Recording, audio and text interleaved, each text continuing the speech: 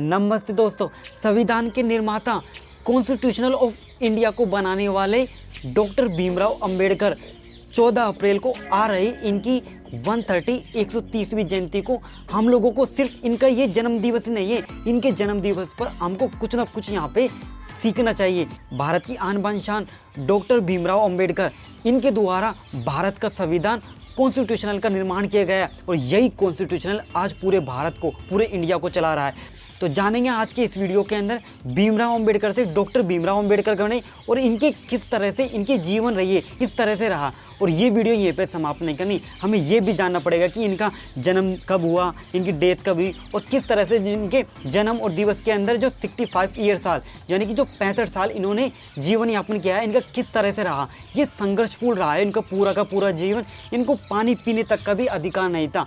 इन सारे सवालों के जवाब जानने से पहले दोस्तों हम लोग क्या करते हैं, अपने माइंड को कूल करते हैं ताकि मैं आप लोगों को नॉलेज फुल दे सकूं।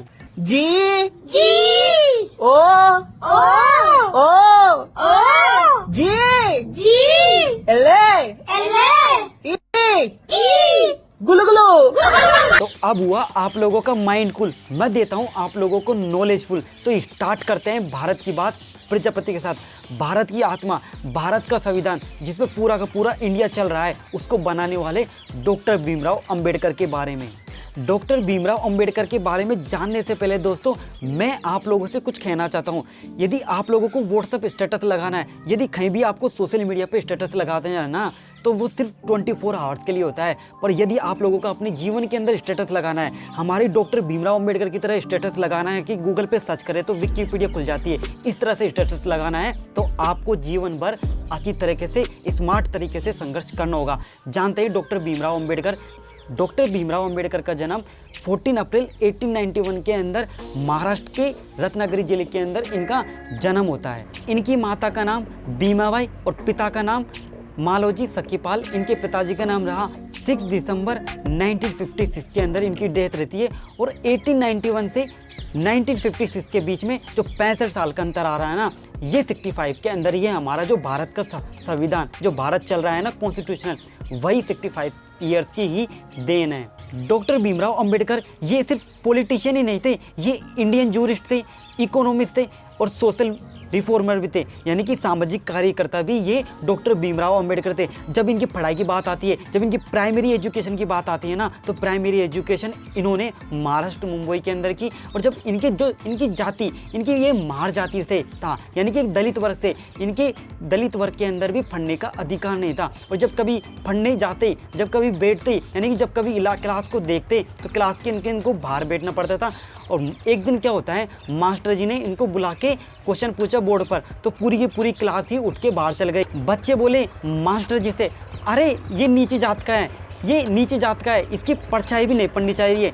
पर इनका क्या होता है, इनको जो पढ़ने का जुनून था, इन्होंने क्या बोला, तुम मुझे यहाँ नहीं पढ़ने दोगे। अपनी पढ़ाई को जारी रखने के लिए ये दूसरे देश में चले गए, university of London, university of Columbia, और यहाँ तक भी इन्होंने एल्फिस्टोन नामक कॉलेज के अंदर भी इन्होंने अपनी पढ़ाई जारी रखी। सामाजिक भेदभाव के, जो दलित वर्ग के खिलाफ जो सामाजिक भेदभाव होते थे ना, उन्हीं को समाप्त करने के लिए इन्होंने इस तरह से शिक्षा की, इस तरह से एजुकेशन की। और ये भारत के, ये स्वतंत्र भारत के पहले प्रथम कानूनी मंत्री एवं न्याय मंत्री बने। जब हमारे भारत का संविधान कॉन्स्टिट्यूशनल ऑफ इंडिया को हम रीड करते हैं, तो उनमें से ही एक आर्टिकल निकल के आता है, 32 नंबर के आर्टिकल, जिसे संवैधानिक उपचारों का अधिकार कहा जाता है। और ये वही आर्टिकल है जिसे हमारे डॉक्टर भीमराव अंबेडकर के द्वारा संविधान की आत्मा कहा। 32 आर्टिकल को ये एक मौलिक अधिकार की श्रेणी में आने वाला संवैधानिक उपचारों का अधिकार है। डॉक्टर भीमराव अंबेडकर या बाबा साहब भीमराव अंबेडकर ये मुख्यतः 3 पार्टियों से जुड़े रहे हैं। पहली पार्टी है शेड्यूल कास्ट फेडरेशन, दूसरी पार्टी है स्वतंत्र लेबर पार्टी और तीसरी पार्टी है भारतीय Republican party. Doctor Bhimrao Ambedkar का जन्म मार जाती है दलित वर्ग के अंदर होने के कारण इनको अपनी पढ़ाई के अंदर, अपनी पढ़ाई को कंटिन्यूसली रखने के लिए इस तरह से इनको संघर्ष करना पड़ा। तभी तो कहते हैं शिक्षा वह शैनी का दूध है जो जितना पिएगा वो उतना ही दाड़ेगा। डॉक्टर भीमराव अंबेडकर की मृत्यु 6 दिसंबर 1956 के अंदर इनकी मृत्यु होती है। 1990 के अंदर इनको भारत का सर्वोच्च सम्मान भारत रत्न से सम्मानित किया गया है। जैसा कि हम लोग जानते हैं कि हमारे भारत के 4 प्रमुख पुरस्कार होते हैं। पहला होता है भारत रत्न, उसके बाद में दूसरा सर्वोच्च सम्मान होता है पद्म विभूषण, और तीसरा होता है पद्म भूषण, और चौथा होता है पद्म श्री।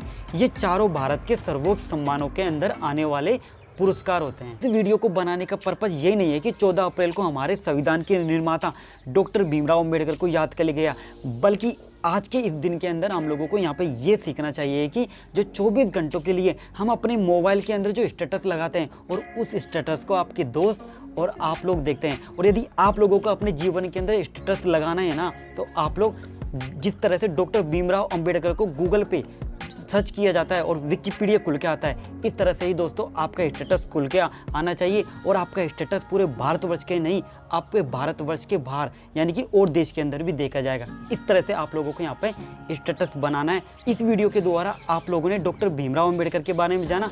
मिलते हैं नेक्स्ट वीडियो के अंदर।